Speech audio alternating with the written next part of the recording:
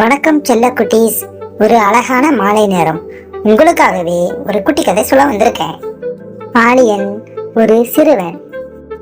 அவன் வீடு எங்க இருந்துச்சுன்னா நீல நிற கடல் அலைகள் வந்து தொட்டி செல்லும் தூரத்தில் இருந்துச்சு.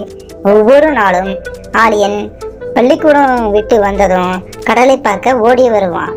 அலைகள் துள்ளி விளையாடுவதையும் சூரியன் கடலுக்குள் மூழ்கி போவதையும் பார்த்து ரசிப்பான். இந்த கடலுக்குள் என்னவெல்லாம் இருக்குமோ என்று அவன் மனதில் ஒரு கேள்வி எப்போதும் ஓடிக்கிட்டு இருக்கும்.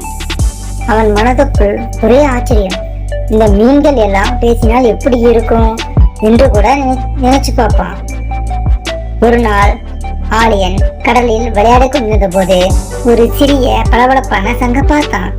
அது வழக்கமான சங்கு போல இல்லை. அதிலிருந்து ஒரு மெல்லிய ஒளி வந்துகிட்டு இருந்துச்சு. ஆலியன் அதை தொட ஒரு மாயக்கதவு போல கடல் நீர் விலகியது. ஆலியன் ஆச்சரியத்தில் மூழ்கி போனான். அவன் மெதுவா அந்த கதவுக்குள்ள சென்றான். அங்கே அவன் கண்ட காட்சி அவனை கிரகடித்தது. ஆயிரக்கணக்கான வண்ணங்களில் பவளப்பாறைகள், அங்கே சின்ன சின்ன மீன்கள், பெரிய மீன்கள், நீளமான மீன்கள் என எங்கும் மீன்கள். ஆனால் என்ன ஒரு அதிசயம், அந்த மீன்கள் எல்லாம் பேசிக்கிட்டு இருந்தன. ஆலியன் பயப்படவே இல்லை. ஒரு பெரிய ஆரஞ்சு நிற மீன் அவனை பார்த்து சிரிச்சது. வா குட்டி பையனே, இந்த கடல் உலகின் ரகசியங்களை பார்க்க வந்து விட்டாயா என்று அந்த மீன் கேட்டது. ஆலியன் ஆச்சரியத்துடன் தலையசைத்தான். அந்த மீன் ஆலியனை ஒரு பாசிப்பாதை வழியாக அழைத்து சென்றது. அங்கே வேறு சில மீன்கள் பேசிக்கிட்டு இருந்தன. அவை கடலுக்கு அடியில் மறைந்திருக்கும் பழைய கப்பல்கள் பற்றியும் அதில் வாழும் ஆமைகள் வாழ்க்கை பற்றியும் இன்னும் நிறைய கதைகளையும் பேசின. ஆலியன் கண் விரிக்க கேட்டுக்கிட்டு இருந்தான். ஒவ்வொரு கதையும் அவனுக்கு புதிய புதிய உலகங்களை காட்டியது. ஆலியன் பேசும் மீன்களுடன் சேர்ந்து ஒரு பழைய மூழ்கிய கப்பலை பார்த்தான். அந்த கப்பல் முழுவதும் பாசிகளும் பவளங்களும் அடர்ந்திருந்தன. அங்க ஒரு பெரிய கடல் குதிரை வாழ்ந்தது.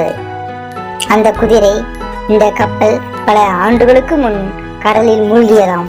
இதில் நிறைய ரகசியங்கள் புதைந்து கிடக்கின்றன என்று சொன்னது. ஒரு அழகான டால்பின் ஆலியனுக்கு கடலின் அலைகள் எப்படி உருவாகின்றன, மீன்கள் எப்படி தங்கள் வழியை கண்டுபிடிக்கின்றன என்று பல விஷயங்களை விளக்கியது. ஆலியன் கடலை பற்றி நிறைய புது புது விஷயங்களை கற்றுக்கொண்டான். கடல் எவ்வளவு பெரியது, எவ்வளவு ஆழமானது, எவ்வளவு அழகான உயிரினங்கள் அதில் வாழ்கின்றன என்று தெரிஞ்சு கொண்டான்.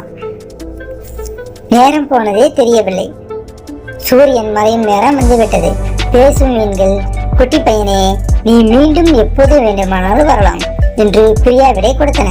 ஆலியன் அவர்களுக்கு நன்றி சொல்லிவிட்டு மாயக்கதை வழியாக மீண்டும் தன் வீட்டுக்கு திரும்பினான். அவன் மனம் முழுவதும் சந்தோஷமும் ஆச்சரியமும் நிறைந்திருந்தது. கடலை பார்த்தால் அவனுக்கு இப்போதும் மேலும் ஒரு புதிதாக ஆழமான மரியாதையும் அன்பும் வந்தது.